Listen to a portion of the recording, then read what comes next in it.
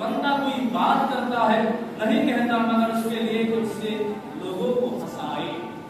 অর্থাৎ মানুষ এমন কথাবার্তা বলে যেই কথাবার্তার মাধ্যম দিয়ে মানুষকে হাসাতে চায়।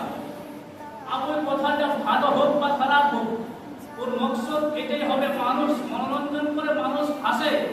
নবী করিম সাল্লাল্লাহু তাআলা আলাইহি ওয়াসাল্লাম इरशाद করে বলেছেন उसकी वजह से वो आसमान और जमीन के फासला से ज्यादा नीचे गिरता है गिर जाता है। অর্থাৎ ওই ব্যক্তি এই কারণে এই কথাবার্তার কারণে বিরাদার মিল্লাতে ইসলামিয়া নিচে অর্থাৎ জাহান্নামের গাধায় এতটা নিচে চলে যায়।